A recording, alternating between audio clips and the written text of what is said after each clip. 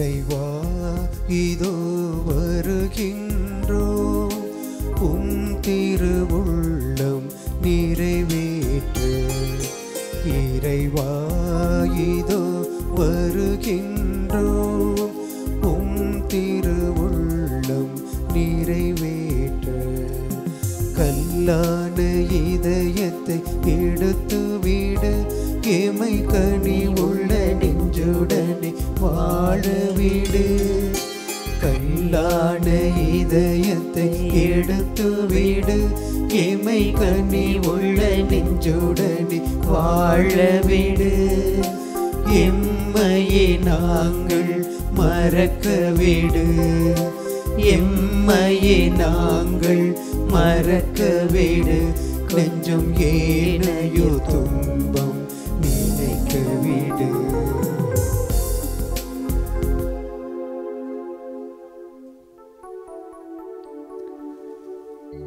தந்தை மகன் தூய ஆவியாரின் பெயராலே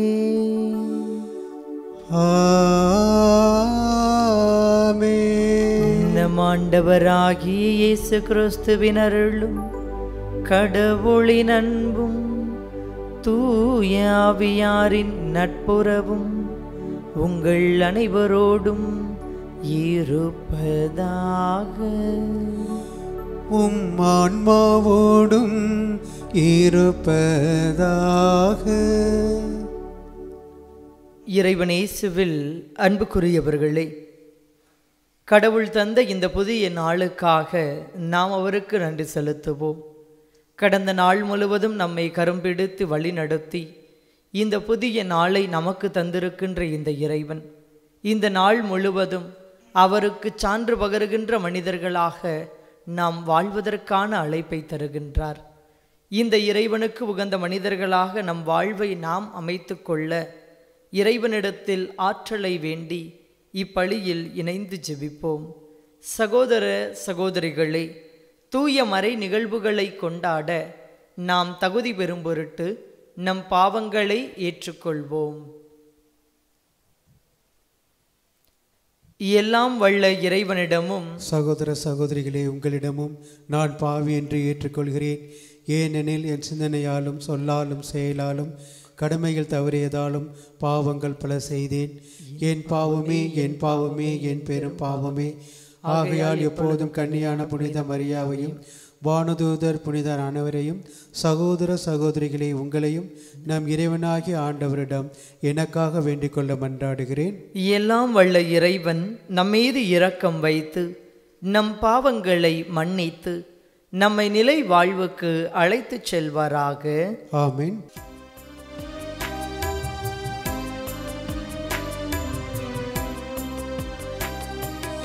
ஆண்டவரே இரக்கமாயிரம், ஆண்டவரே இரக்கமாயிரம். கிறிஸ்துவே இரக்கமாயிரம், கிறிஸ்துவே இரக்கமாயிரம். ஆண்டவரே இரக்கமாயிரம், ஆண்டவரே இரக்கமாயிரம். மன்றாடுவோமாக. எல்லாம் வல்ல இறைவா, பணிவு மிக்க மன்றாட்டால் உமது கனிவை வேண்டுகின்றோம். இவ்வாறு தவத்தினால் திருத்தப் பெற்று நற்செயல்களில் தேர்ச்சி அடைந்த உம் அடியவர்களாகிய எங்களை உம் கட்டளைகளில் நேர்மையுடன் நிலைத்து நிற்கச் செய்து பாஸ்கா விழாவுக்கு தூய உள்ளத்துடன் வந்து சேர செய்வீராக. உம்மோடு தூயாவியாரின் ஒன்றிப்பில் இறைவனாய் என்றென்றும் வாழ்ந்து ஆட்சி செய்கின்ற அவர் வழியாக உம்மை மன்றாடுகின்றோம். ஆமென். முதல் வாசகம். உன் மக்களுக்கு தீங்கிழைக்கும் எண்ணத்தை மாற்றிக்கொள்ளும். விடுதலை பயண நூலிலிருந்து வாசகம். அதிகாரம் 32 7 முதல் 14 முடிய. அந்நாள்களில் சீனாய் மலையில் ஆண்டவர் மோசேயை நோக்கி, இங்கிருந்து இறங்கி போ. நீ எகிப்திலிருந்து நடத்தி வந்த உன் மக்கள் தங்களுக்கு கேடு வருவித்து கொண்டனர். நான் கட்டளையிட்ட நெறியிலிருந்து இதற்கு உள்ளாகவே விலகி அவர்கள் தங்களுக்கென ஒரு கன்றுக்குட்டியை வார்த்து கொண்டார்கள். அதற்கு வழிபாடு செய்து பலியிட்டு, இஸ்ரவேலே, எகிப்து நாட்டினின்று உன்னை நடத்தி வந்த தெய்வங்கள் இவையே என்று கூறிக்கொள்கிறார்கள் என்றார். மேலும் ஆண்டவர் மோசேயிடம், இம்மக்களை எனக்கு தெரியும், வணங்கா கழுத்துள்ள மக்கள் அவர்கள். இப்போது என்னை விட்டுவிடு. அவர்கள் மேல் என் கோபக்கடல் மூண்டிருப்பதால் நான் அவர்களை அழித்து ஒழிக்கப் போகிறேன். உன்னையோ பேரினமாக்குவேன் என்றார். அப்போது மோசே தம் கடவுளாகிய ஆண்டவர் முன் மன்றாடி, ஆண்டவரே, மிகுந்த ஆற்றலோடும் வலிமை மிகு கரத்தோடும் நீர்தாமே எகிப்து நாட்டிலிருந்து கொண்டு வந்த உன் மக்களுக்கு எதிராக உன் கோபம் மூழ்வது ஏன்? மலைகளில் அவர்களை சாகடிப்பதற்கும் மண்ணிலிருந்து அவர்களை அழித்து ஒழிப்பதற்குமாக வஞ்சகமாய் ஆண்டவர் அவர்களை கூட்டிச் சென்றார் என்று எகிப்தியர் சொல்ல இடம் தருவானேன்? உமது கடும் சினத்தை விட்டுவிட்டு உம் மக்களுக்கு தீங்கிழைக்கும் எண்ணத்தை மாற்றிக்கொள்ளும். உம் அடியாராகிய ஆபிரகாமையும் ஈசாக்கையும் இஸ்ரவேலையும் நினைந்தருளும். நான் உன் வழிமரபினரை விண்மீன்கள் போல் பெருகச் செய்வேன். நான் வாக்களித்த இந்நாடு முழுவதையும் உன் வழிமரபினருக்கு அளிப்பேன். அவர்கள் அதை என்றென்று உரிமை சொத்தாக்கி கொள்வர் என்று நீராகவே அவர்களுக்கு ஆணையிட்டு அறிவித்துள்ளீரே என்று வேண்டிக் கொண்டார். அவ்வாறே ஆண்டவரும் தம் எண்ணத்தை மாற்றிக்கொண்டு தாம் மக்களுக்கு செய்யப்போவதாக அறிவித்த தீங்கை செய்யாது விட்டுவிட்டார். ஆண்டவரின் அருள்வாக்கு. இறைவனுக்கு நன்றி.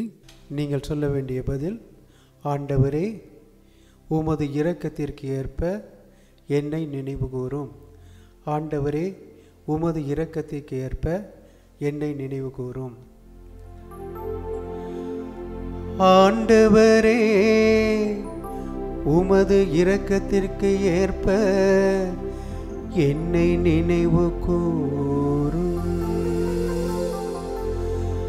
ஆண்டவரே, உமது இரக்கத்திற்கு ஏற்ப என்னை நினைவு கூரும். அவர்கள் ஓரேப்பில் ஒரு கன்றுக்குட்டியை செய்து கொண்டனர். வார்ப்பு சிலையை விழுந்து வணங்கினர்.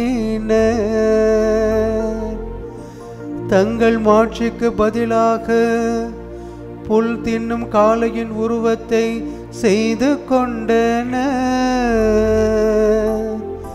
தங்கள் மாட்சிக்கு பதிலாக புல் தின்னும் காளையின் உருவத்தை செய்து கொண்டனர்.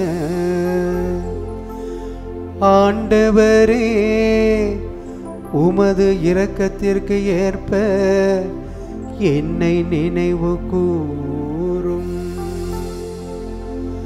தங்களை விடுவித்த இறைவனை மறந்தனர். எகிப்தில் பெரியன புரிந்தவரை மறந்தனர். காம் நாட்டில் அவர் செய்த வியத்தகு செயல்களை மறந்தனர். செங்கடலில் அவர் செய்த அச்சுறுத்தல் செயல்களையும் மறந்தனர்.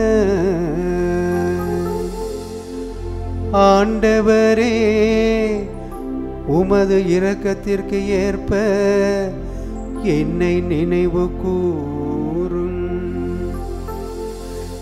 ஆகையால் அவர்களை அவர் அழித்து விடுவதாக கூறினார். ஆனால் அவரால் தேர்ந்து கொள்ளப்பட்ட மோசே அவர் திருமுன் உடைமதில் காவலர் போல் நின்று அவரது கடும் சினம் அவர்களை அழிக்காதவாறு தடுத்தார். அவரது கடும் சினம் அவர்களை அழிக்காதவாறு தடுத்தார். ஆண்டவரே, உமது இரக்கத்திற்கு ஏற்ப என்னை நினைவு கூரும். ஆண்டவரே, உமது இரக்கத்திற்கு ஏற்ப என்னை நினைவு கூரும்.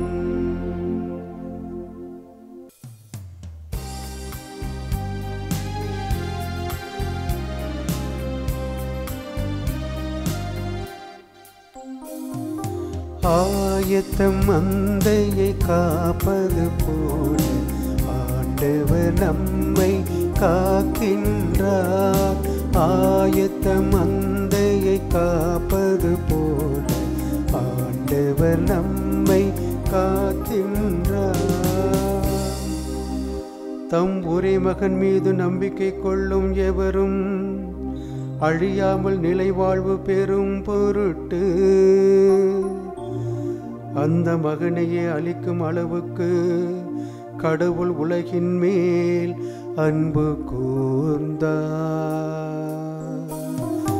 ஆயத்தம் மந்தையை காப்பது போல ஆண்டவர் நம்மை காக்கின்றார். ஆயத்தம் மந்தையை காப்பது போல ஆண்டவர் நம்மை காக்கின்றார்.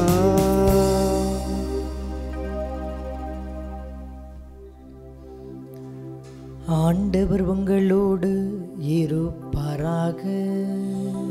உம் ஆன்மாவோடும் இருப்பாராக. யோவான் எழுதிய தூய நற்செய்தியிலிருந்து வாசகம். ஆண்டவரே, மாட்சி உமக்கே. யோவான் எழுதிய தூய நற்செய்தியிலிருந்து வாசகம். அதிகாரம் 5 இறை வசனங்கள் 31 47 முடிய. அக்காலத்தில் இயேசு யூதர்களை நோக்கி கூறியது, என்னை பற்றி நானே சான்று பகர்ந்தால் என் சான்று செல்லாது. என்னை பற்றி சான்று பகர வேறு ஒருவர் இருக்கிறார். என்னை பற்றி அவர் கூறும் சான்று செல்லும் என எனக்கு தெரியும். யோவானிடம் ஆள் அனுப்பி நீங்கள் கேட்டபோது அவரும் உண்மைக்கு சான்று பகர்ந்தார். மனிதர் தரும் சான்று எனக்கு தேவை என்பதற்காக அல்ல, நீங்கள் மீட்பு பெறுவதற்காகவே இதை சொல்கிறேன்.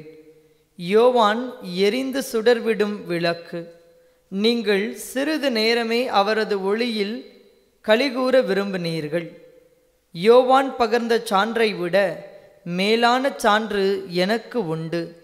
நான் செய்து முடிக்குமாறு தந்தை என்னிடம் ஒப்படைத்துள்ள செயல்களே அச்சான்று.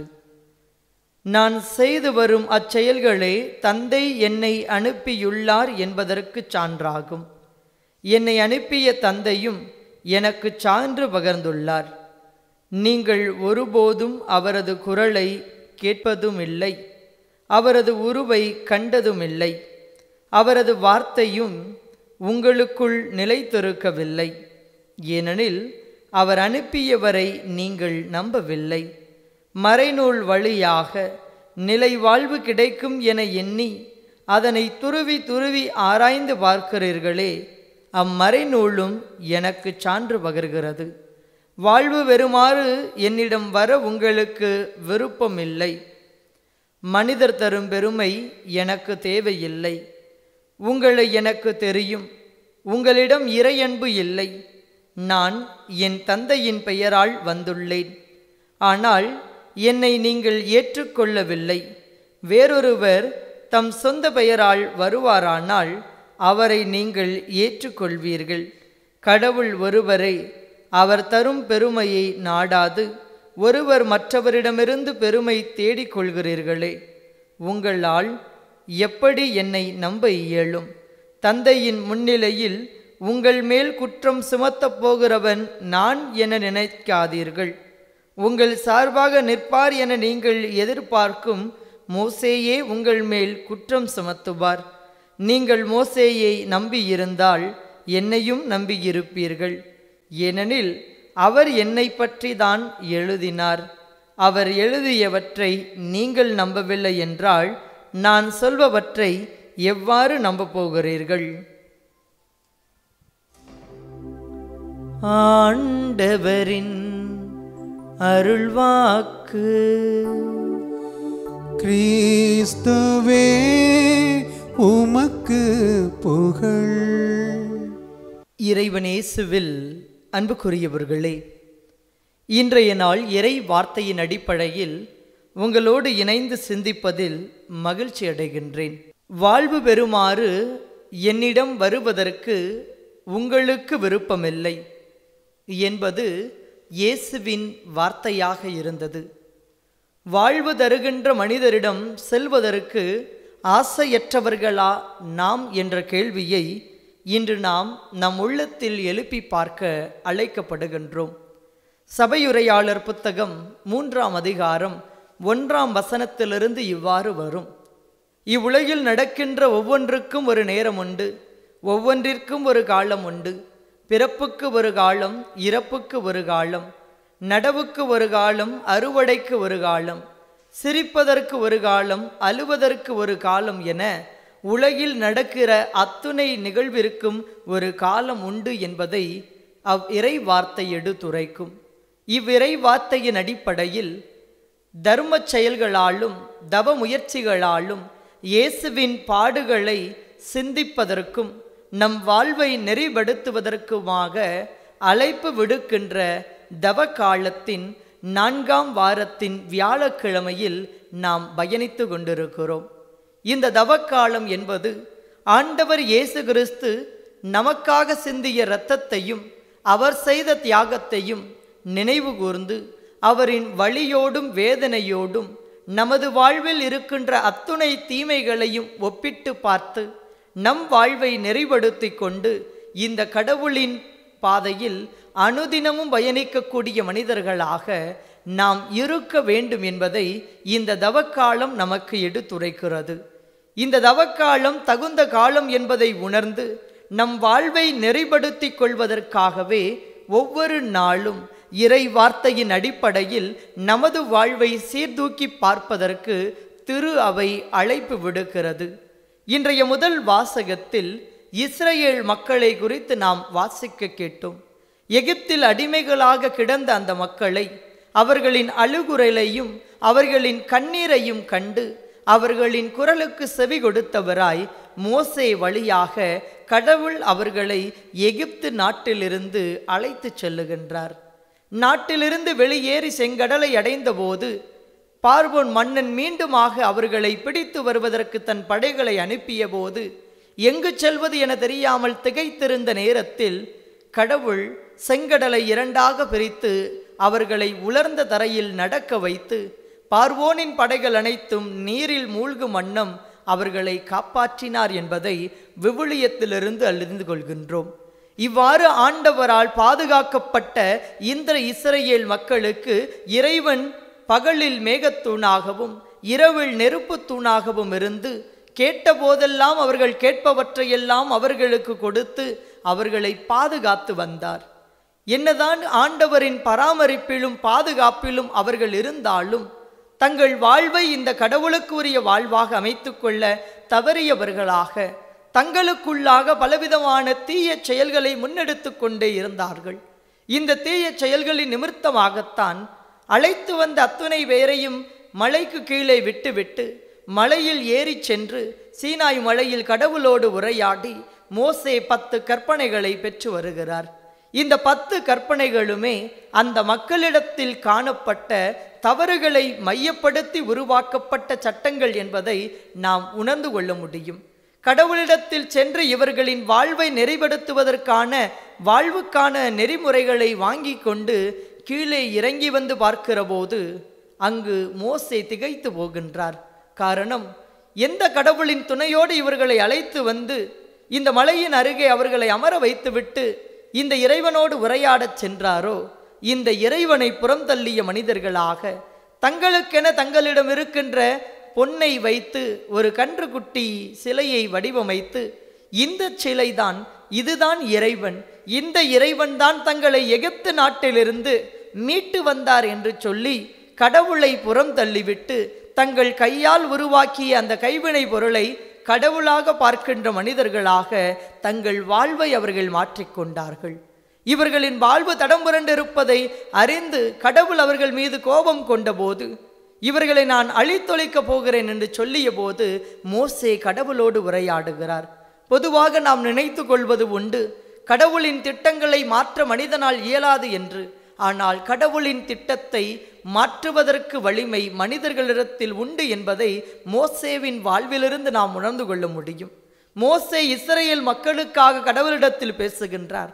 எகிப்திலிருந்து இந்த மக்களை நீர் அழைத்து வந்தது இந்த பாழை நிலத்தில் இவர்களை கொன்றொழிப்பதற்காக என அந்நியர்கள் பேசுவதற்கு இடம் கொடுத்து விடாதீர் என்று சொல்லி, இந்த மக்கள் தவறிழைத்து விட்டார்கள், ஆயினும் நீங்கள் செய்வது தவறு என்பதை சுட்டிக்காட்டி அவர்கள் மனம் மாற்றத்திற்கு நான் உதவுகிறேன் என்று சொல்லியவராய் இந்த மக்கள் மீது கோபம் கொள்ள வேண்டாம் என்று இவர்களுக்காக பரிந்து பேசி, அதன் அடிப்படையில் இந்த மக்களிடையே வந்து கடவுளுக்கு எதிராக உங்கள் வாழ்வை அமைத்து கொள்ளாதீர்கள் என்று சொல்லி கடவுளுக்குரிய மக்களாக அவர்களை மாற்றுவதற்கான முயற்சியில் மோசே ஈடுபட்டதை விவிலியத்திலிருந்து அறிந்து கொள்கிறோம். எப்படி மோசேவால் கடவுளின் திட்டத்தை மாற்றி போட முடிந்தது என்று யோசிக்கிற போது, இந்த மோசே பெரிய அளவிற்கு திறமை படைத்த ஒரு மனிதன் அல்ல. பார்வோன் மன்னனுக்கு பயந்து போய் ஓடி ஒளிந்திருந்தவர். ஆனால் இந்த கடவுளின் துணையோடு இந்த பார்வோன் மன்னனை சந்திக்க வந்தார். யாரை கண்டு அஞ்சி நடுங்கி ஓடி ஒளிந்தாரோ அதே மன்னனிடத்தில் இந்த ஆண்டவரின் துணையோடு வந்து நின்று, என் இனத்தார்கள், என் மக்கள், கடவுளுக்கு உரியவர்கள், இவர்களை அழைத்து செல்லவே நான் வந்திருக்கிறேன். இவர்கள் அடிமைகளாக இருப்பதற்காக இங்கு வரவில்லை. இவர்களை அடிமைப்படுத்துதல் கூடாது என்று சொல்லி அவர்களுக்கு விடுதலையை தருகின்றவராக கடவுளின் துணையோடு பல வல்லச் செயல்களை புரிந்தவராய் அவர்களை அவ்விடத்திலிருந்து அழைத்து சென்றவர். இந்த மோசேவின் வாழ்வு கடவுளுக்கு உகந்த ஒரு வாழ்வாக இருந்தது.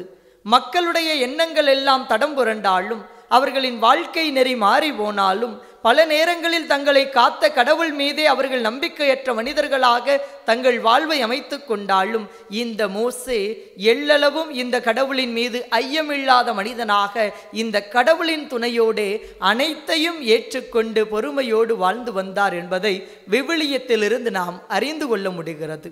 இந்த மோசே தான் கடவுளிடத்தில் இந்த மனிதர்களுக்காக மன்றாடினார். இந்த மோசேயின் மனநிலை இன்று நமது மனநிலையாக மாறுமே ஆனால் நாம் கடவுளிடமிருந்து வாழ்வை பெறுகின்றவர்களாக இருக்க முடியும் என்பதை உணர்ந்து கொள்ள அழைக்கப்படுகிறோம்.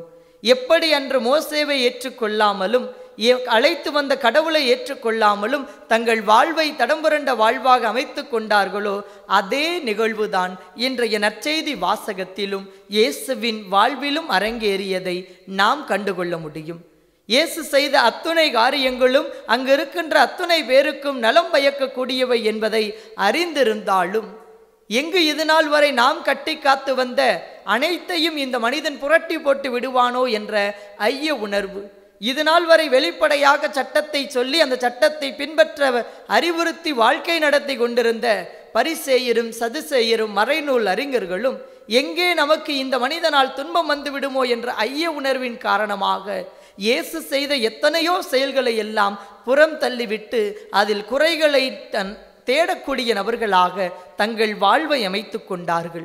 பல நேரங்களில் இந்த இயேசுவினிடத்தில் நீர் இறைமகன் தானா, எங்களுக்கு அடையாளத்தை காட்டும் என்று சொல்லி அவரிடத்தில் அடையாளத்தை கேட்டபோது அவர், நான் எனக்கு உங்களுக்கு அடையாளங்களை தரமாட்டேன், யோனாவிற்கு தந்த அடையாளத்தை தவிர வேறு அடையாளம் உங்களுக்கு தரப்பட மாட்டாது என்று சொல்லி, ஆனால் நான் மெஸ்ஸியா, விண்ணிலிருந்து வந்தவன், தந்தையின் விருப்பத்தை நிறைவேற்றுபவன், நான் செய்கிற அத்தனையும் தந்தை எனக்கு சொன்னவை என்று சொல்லி இந்த சமூகத்திற்கு நலமானதை முன்னெடுத்து செல்லுகின்ற மனிதனாக இயேசு தன் வாழ்வை அமைத்து கொண்டார்.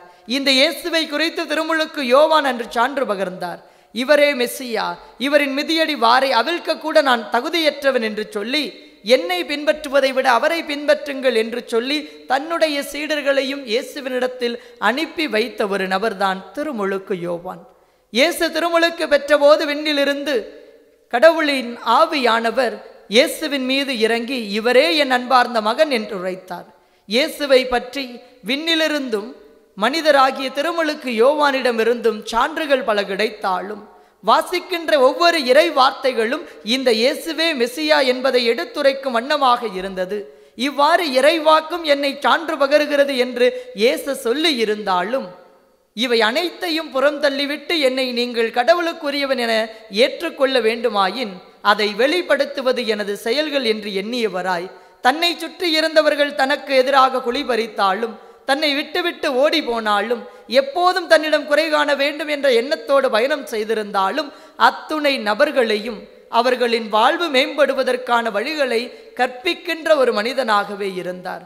உடன் அழைத்து தன் பணிக்கென வைத்திருந்தவர்கள் கூட தன்னை விட்டுவிட்டு ஓடி போவார்கள் என்பதை அறிந்திருந்தாலும், தன்னோடு இருப்பவன் தன்னை காட்டிக் கொடுப்பான் என்பதை உணர்ந்திருந்தாலும், ஒவ்வொருவரின் வாழ்வும் நெறிபடுவதற்கு இவர்களை வைத்து பல்வேறு காரியங்களை ஆற்ற வேண்டும் என்ற எண்ணத்தோடு தன் வாழ்வை அர்ப்பணித்தவர் இயேசு கிறிஸ்து. எத்தனையோ புதுமைகளை அவர் நிகழ்த்திய போது அவரை செய்ய விடாமல் தடுக்க முயன்ற அந்த பரிசேயர்களிடத்தில் தன் கேள்வியாலும் பேச்சாற்றலாலும் அவர்களின் வாயை அடைக்கச் செய்த இயேசு கிறிஸ்துவால் பிலாத்துவின் முன்னால் நிற்கின்ற போது தன்னை காத்துக்கொள்ள இயலாத ஒரு மனிதன் அல்ல. ஆனால் பிலாத்துவின் முன்னிலையில் நிற்கின்ற போது ஒரு கத்தாத செம்மறி போல என்னுடைய இழப்பின் மூலமாக, என்னுடைய உயிரை பறிப்பதன் மூலமாக இந்த மனித சமுதாயம், ஒரு மனிதன் இந்த மண்ணில் எப்படி வாழ வேண்டும் என்பதை உணர்ந்து கொள்ளட்டும் என்று தன்னையே கையளிக்கின்ற ஒரு மனிதனாக இயேசு இருந்தார். தன் வாழ்வில் எதையெல்லாம் சொல்லினாரோ அதற்கு செயல் வடிவம் கொடுக்கின்ற ஒரு மனிதனாக சிலுவையில் தொங்குகிற போது கூட தனக்கு எதிராக இத்தகைய தீங்கினை முன்னெடுத்த நபர்களை எல்லாம் மன்னித்து அவர்கள் மீது கடவுளின் இரக்கம் காட்டப்பட வேண்டும் என்பதற்காக மன்றாடக்கூடியவராக இந்த இயேசு இருந்தார். இந்த இயேசுவை பின்பற்றக்கூடிய நீங்களும் நானும் வாழ்வு பெற வேண்டுமாயின் இந்த இயேசுவை போலவே நமது வாழ்வும் அமைய வேண்டும். எப்படி இயேசுவின் செயல்கள் அனைத்தும் தந்தையின் விருப்பத்தை இம்மண்ணில் நிறைவேற்றியதோ அதுபோல உங்களுடையதும் என்னுடையதுமான செயல்கள் அனைத்தும் இந்த மண்ணில் இயேசுவை பிரதிபலிக்கின்ற செயல்களாக இருக்க வேண்டும். தவ காலத்தில் எத்தனையோ தவ முயற்சிகளை மேலெழுக்கி கொண்டு நம் வாழ்வை நாம் நெறிப்படுத்தி கொண்டிருக்கிறோம். தவக்காலம் 40ஆம் நாள் முடிவு பெறும், அன்றோடு நாம் மேற்கொள்ளுகின்ற தவ செயல்களும் முடிவு பெறும் என்பது அல்ல. இந்த 40 நாட்களுமாக நம்மை நாமே ஒடுக்கி கொண்டு ஜெபத்திலும் தர்ம செயல்களிலும் நாம் நிலைத்திருப்பது இன்றிலிருந்து என்றுமே நம்மில் தொடரப்பட வேண்டியது. 40 நாட்களை கடந்த நிலையிலும் இந்த இயேசுவுக்கு உகந்த மனிதர்களாக நீங்களும் நானும் நமது வாழ்வை அமைத்து கொள்ள வேண்டும். நம் செயல்கள் இந்த இயேசுவை மற்றவர்களுக்கு வெளிக்காட்ட வேண்டும். நம் செயல்களை கொண்டுதான் நாம் இந்த இயேசுவை பின்பற்றுபவர்கள் என்பதை இந்த அகிலம் அறியும் வகையில் நமது வாழ்வு அமைய வேண்டும். அதற்கு வாழ்வு தருகின்ற இந்த இயேசுவினிடத்தில் நம்பிக்கையோடு அவரின் தியாகத்தை இதயத்தில் இருத்தியவர்களாக நம்மோடு இருப்பவர்களுக்கு நம்மாலான தியாகத்தை செய்து நம்மோடு இருப்பவர்களை மன்னித்து நம்மோடு இருப்பவர்களோடு அன்புறவிலும் நட்புறவிலும் நமது வாழ்வை அமைத்து கொண்டு நம் செயல்களால் இந்த இயேசுவுக்கு சான்று பகர இறைவனிடத்தில் அருள் வேண்டி இப்பலியில் இணைந்து தொடர்ந்து ஜெபிப்போம்.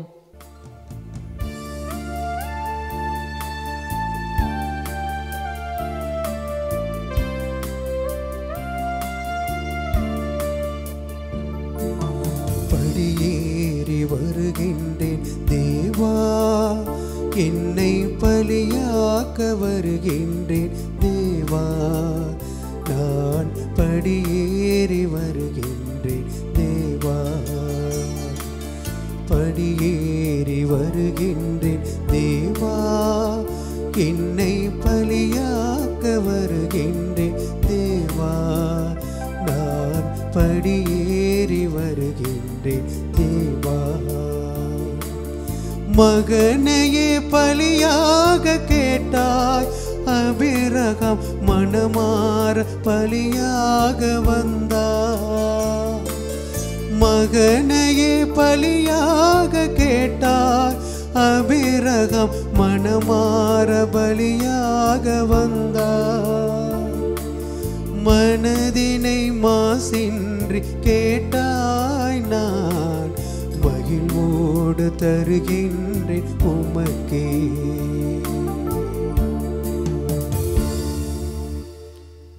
சகோதர சகோதரிகளே, உங்களுடையதும் என்னுடையதுமான இப்பலி எல்லாம் வல்ல தந்தையாகிய இறைவனுக்கு ஏற்றதாகும்படி மன்றாடுங்கள். ஆண்டவர் தமது பெயரின் புகழ்ச்சிக்காகவும் மாட்சிக்காகவும் நமது நன்மைக்காகவும் புனித திரு அவை அனைத்து நலனுக்காகவும் உமது கையில் இருந்து இப்பலியை ஏற்றுக்கொள்வாராக. எல்லாம் வல்ல இறைவா, எங்களுக்கு அருள் புரிய உம்மை வேண்டுகின்றோம். அதனால் நாங்கள் வழியாக உமக்கு ஒப்பு கொடுக்கும் இக்காணிக்கைகள் வலுவற்றவர்களாகிய எங்கள் தீமையை அனைத்திலிருந்தும் என்றும் தூய்மைப்படுத்தி காப்பனவாக. எங்கள் ஆண்டவராகிய கிறிஸ்து வழியாக உம்மை மன்றாடுகின்றோம்.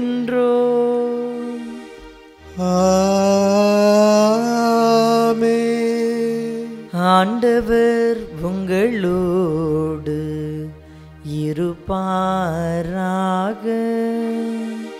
உம் ஆன்மாவோடும் இருப்பாராக.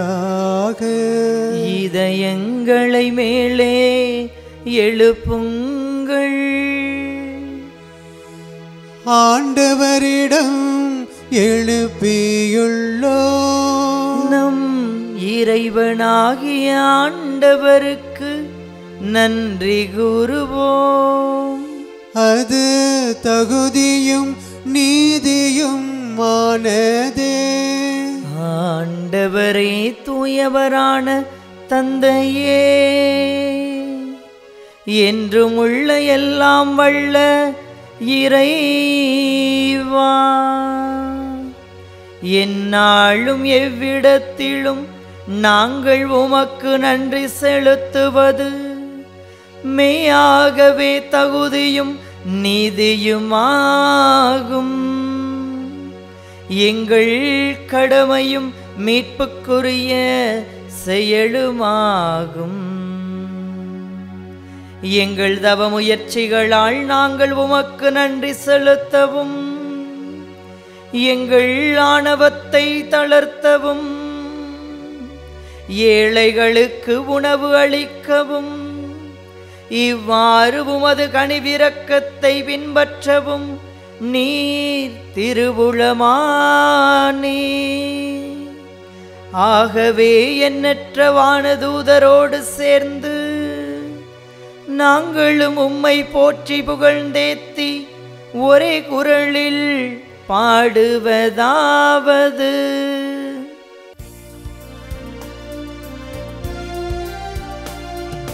தூயவர் தூயவர் தூயவர், வான்படைகளின் கடவுளாம் ஆண்டவர்.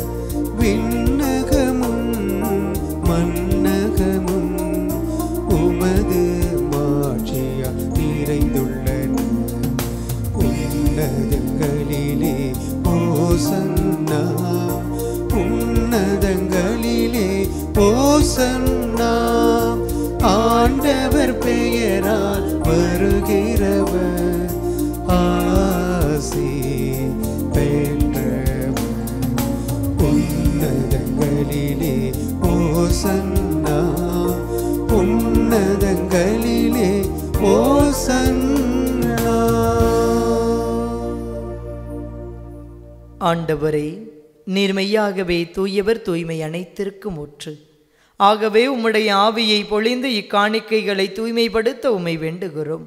இவ்வாறு எங்கள் ஆண்டவர் இயேசு கிறிஸ்துவின் உடலும் இரத்தமுமாக எங்களுக்கு இவை மாறுவனவாக. அவர் பாடுபட உளம் கனிந்து தம்மை கையளித்த போது அப்பத்தை எடுத்து நன்றி செலுத்தி அதை பிட்டு தம் சீடர்களுக்கு அளித்து கூறியதாவது: அனைவரும் இதிலிருந்து பெற்று உண்ணுங்கள், ஏனெனில் இது உங்களுக்காக கையளிக்கப்படும் என் உடல்.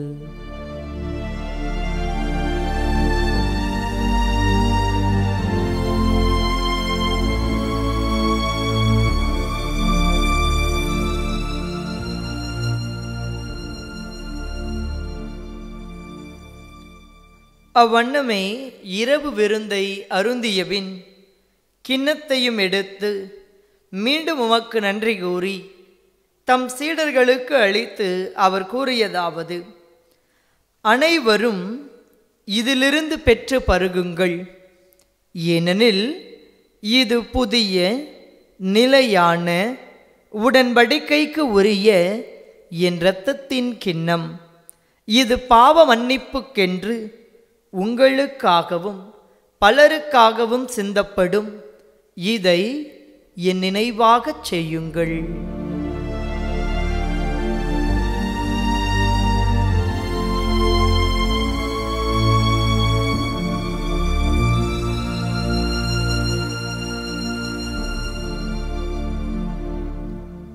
நம்பிக்கையின் மறைபொருள். ஆண்டவரே, நீர் வருமளவும் உமது இறப்பினை அறிக்கையிடுகின்றோ, உமது உயிர்ப்பினையும் எடுத்துரைக்கின்றோ. ஆகவே ஆண்டவரை, நாங்கள் கிறிஸ்துவின் இறப்பினையும் உயிர்ப்பினையும் நினைவு கூர்ந்து வாழ்வு தரும் அப்பத்தையும் மீட்பளிக்கும் கிண்ணத்தையும் உமக்கு ஒப்பு கொடுக்கின்றோம். உம் திருமுன் நின்று உமக்கு ஊழியம் புரிய தகுந்தவர்கள் என எங்களை ஏற்றுக்கொண்டீர். எனவே உமக்கு நன்றி செலுத்துகின்றோம். மேலும் கிறிஸ்துவின் உடலிலும் இரத்தத்திலும் பங்கு கொள்ளும் எங்களை தூய ஆவியார் ஒன்று சேர்க்க வேண்டுமென உம்மை தாழ்மையுடன் மன்றாடுகின்றோம். ஆண்டவரே, உலகெங்கும் பரவி இருக்கும் உமது திரு அவையை நினைவு கூர்ந்தருளும். எங்கள் திருத்தந்தை பிரான்சிஸ், எங்கள் ஆயர் ஆரோக்கியராஜ், எல்லா திருநிலையினர் ஆகிய அனைவரோடும் உமது திரு அவை அன்பில் நிறைவு பெறச் செய்தருளும். இறைவா, நம்பிக்கையோடு இணைய வழியில் இப்பலியில் இணைந்து ஜெபிக்கின்ற அத்துணை நபர்களையும் உம் பாதம் அர்ப்பணிக்கின்றோம். அவர்களுக்கு நல்ல உடல் உள்ள சுகம் கொடுத்து பாதுகாத்தருளும். செய்கிற பணிகளில் எல்லாம் உமது உடனிருப்பை அவர்கள் கண்டுகொள்ளச் செய்தருளும்.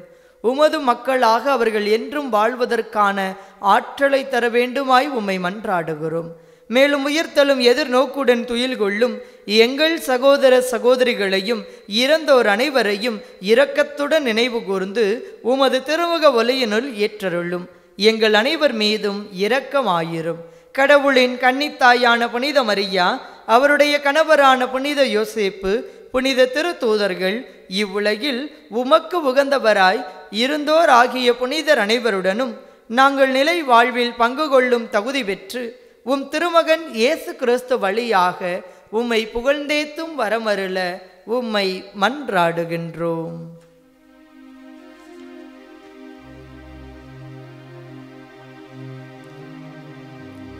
இவர் வழியாக இவரோடு இவரில் எல்லாம் வல்ல இறைவனாகிய தந்தையே, தூயாவியாரின் ஒன்றிப்பில் எல்லா புகழும் மாட்சியும் என்றென்றும் உமக்கு உரியதே.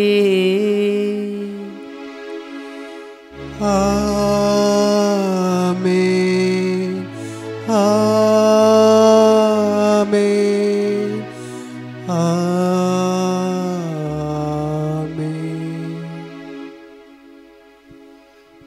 மீட்பரின் கட்டளையால் கற்பிக்கப்பட்டு இறை படிப்பினையால் பயிற்சி பெற்று நாம் துணிந்து சொல்லுவோம்.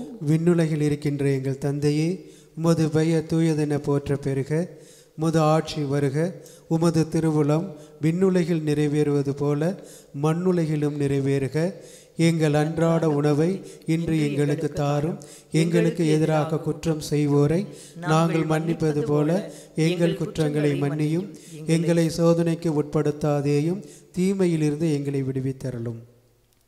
ஆண்டவரே, தீமை அனைத்திலும் இருந்து எங்களை விடுவித்து எங்கள் வாழ்நாளில் அமைதியை கனிவுடன் அருள உம்மை மன்றாடுகிறோம். உமது இரக்கத்தின் உதவியால் நாங்கள் பாவத்திலிருந்து எப்போதும் விடுதலை பெற்று யாதொரு கலக்கமும் இன்றி நலமாயிருப்போமாக. நாங்கள் எதிர்நோக்கி இருக்கும் பேரின்பத்திற்காகவும் என் மீட்பராகிய இயேசு கிறிஸ்துவின் வருகைக்காகவும் காத்திருக்கின்றோம். ஏனெனில் ஆட்சியும் வல்லமையும் மாட்சியும் என்றென்றும் உமதே. ஆண்டவரே இயேசு கிறிஸ்துவே, அமைதியை உங்களுக்கு விட்டு சொல்கிறேன், என் அமைதியையே உங்களுக்கு அளிக்கின்றேன் என்று உம் திரு தூதர்களுக்கு மொழிந்தீரே. எங்கள் பாவங்களை பாராமல் உமது திரு அவையின் நம்பிக்கையை கண்ணோக்கி உமது திருவுளத்திற்கு ஏற்ப அதற்கு அமைதியையும் ஒற்றுமையையும் அளித்தருள்வீராக. என்றென்றும் வாழ்ந்து ஆட்சி செய்கின்றவர் நீரே. ஆமென். ஆண்டவருடைய அமைதி உங்களோடு என்றும் இருப்பதாக, உம் ஆன்மாவோடும் இருப்பதாக. ஒருவருக்கொருவர் நம் ஆண்டவர் இயேசு கிறிஸ்து வழங்கும் அமைதியை மகிழ்வோடு மற்றவரிடம் பகிர்ந்து கொள்வோம். உலகின் பாவங்களை போக்கும் இறைவனின் செம்மறியே, எங்கள் மேல் இரக்கமாயிரம். உலகின் பாவங்களை போக்கும் இறைவனின் செம்மறியே, எங்கள் மேல் இரக்கமாயிரம். உலகின் பாவங்களை போக்கும் இறைவனின் செம்மறியே, எங்களுக்கு அமைதியை அளித்தருளும்.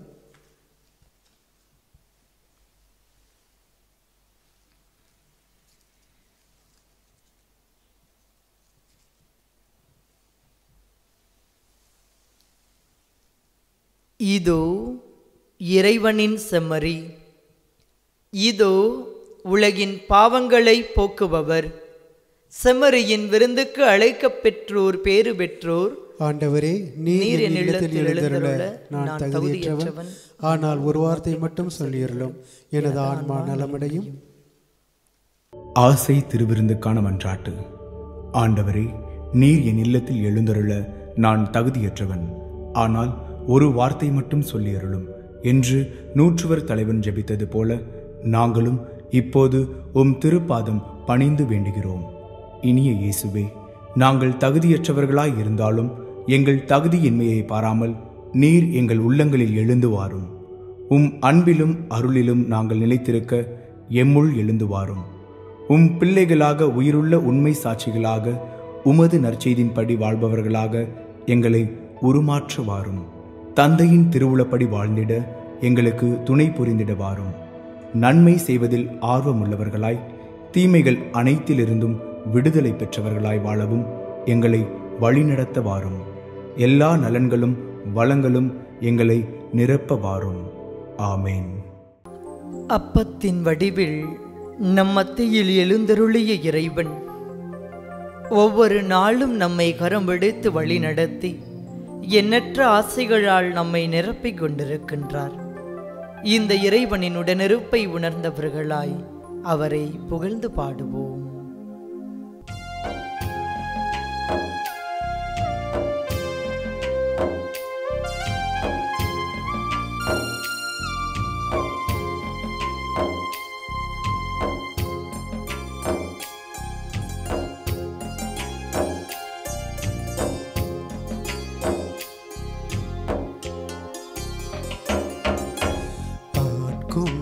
தெய்வம் திருப்பாதம் அமர்ந்து ஆறுதல் அடைகின்றே,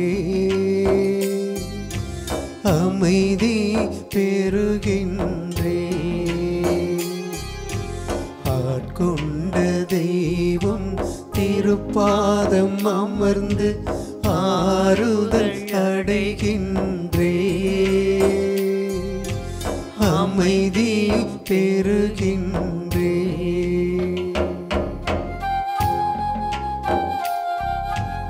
ஆற்றலாக இருக்கின்ற இறைவன், நம் வாழ்வை ஆட்கொள்ளுகின்ற இறைவன், எந்நாளும் நம்மோடு உடன் நடக்கின்ற இறைவன், நாம் அமர்வதையும் எழுவதையும் அறிந்து வைத்திருக்கின்ற இறைவன், நாம் பேசுவதற்கு முன்பதாகவே நாம் பேசக்கூடிய வார்த்தைகளை உணர்ந்து வைத்திருக்கின்ற இறைவன், நாம் கேட்பதற்கு முன்பதாகவே நம் தேவைகளை நிறைவேற்றி தருகின்ற இறைவன், நம்மை ஒவ்வொரு நாளும் ஆட்கொண்டு ஒவ்வொரு நாளும் அவரது வார்த்தையின்படி நடப்பதற்கு நமக்கு அழைப்பு தருகின்றார்.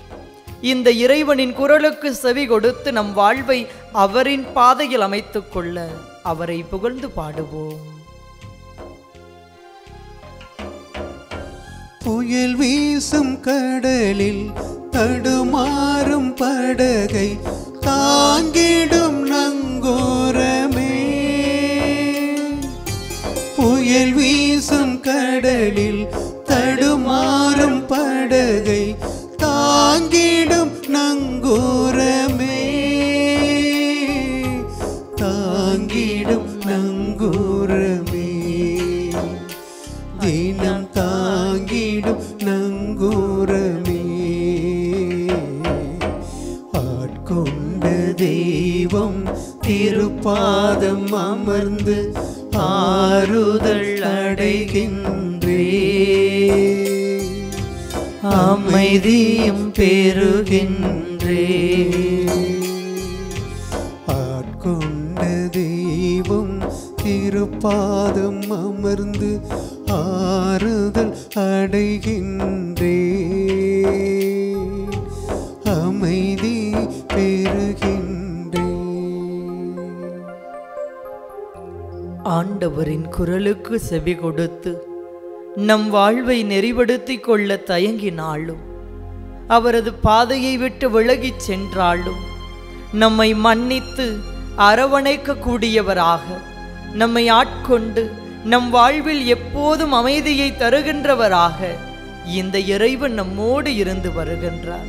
இந்த இறைவனின் குரலுக்கு செவி கொடுத்து நாளும் நமது வாழ்வை நெறிப்படுத்திக் கொண்டு, அதிலும் குறிப்பாக இன்று அவர் தந்திருக்கின்ற இந்த புதிய நாளில் அவரது பாதையில் நம் பாதையை அமைத்துக் கொள்ள இறைவனிடத்தில் அருள் வேண்டுவோம். நன்றி கூறி மன்றாடுவோமாக. எல்லாம் வல்ல இறைவா, நாங்கள் உட்கொண்ட அருளடையாள திருவுணவு எங்களை தூய்மைப்படுத்தவும், உமடியவர்களாகிய எங்கள் குற்றங்களை அனைத்திலுமிருந்து விடுவிக்கவும் உம்மை வேண்டுகின்றோம். இவ்வாறு குற்றமுள்ள மனச்சான்றினால் கட்டுண்டவர்கள் விண்ணக உதவியின் நிறைவாள் மாட்சியை அடைவார்களாக. எங்கள் ஆண்டவராகிய கிறிஸ்து வழியாக உம்மை மன்றாடுகின்றோம்.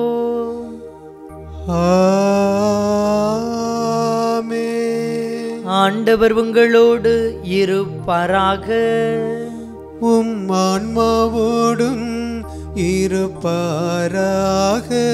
எல்லாம் வல்ல இறைவன் தந்தை, மகன், தூய ஆவியார் உங்களை ஆசீர்வதிப்பாராக.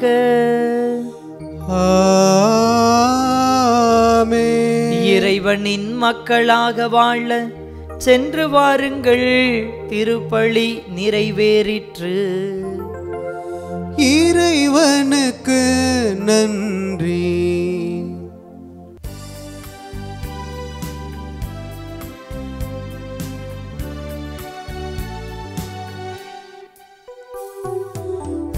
அம்மா மரியே வாழ்க. அம்மா மரியே வாழ்க. அம்மா மரியே வாழ்க. அம்மா மரியே வாழ்க. மரியே வாழ்க. மரியே வாழ்க. மாதா நீ வாழ்க.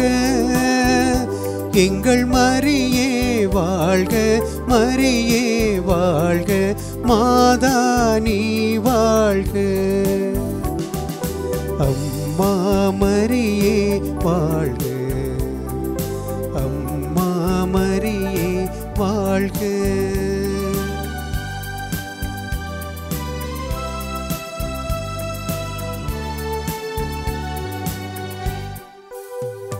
அறியாத மாந்தருக்கு அறிய வைத்தாய். உம்மை ஆரோக்கிய தாயாக உணர வைத்தாய். அறியாத மாந்தருக்கு அறிய வைத்தாய். உன்னை என்னை ஆரோக்கிய தாயாக உணர வைத்தார். மறையாத வானிலவா, மாறாத வான்மழையா, மறையாத வானிலவா, மாறாத வான்மழையா, திகழ்கின்ற திருமரியே நீ வாழ்க, நீ வாழ்க, நீ வாழ்க. அம்மா மரியே வாழ்க, அம்மா மரியே வாழ்க, அம்மா மரியே வாழ்க, அம்மா மரியே வாழ்க.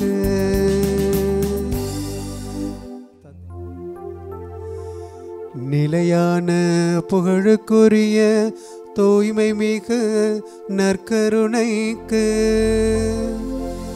எல்லா காலமும் ஆராதனையும் புகழும் ஆட்சியும் உண்டாக கடவது. தந்தை மகன் தூய ஆவியாரின் பெயராலே ஆமென்.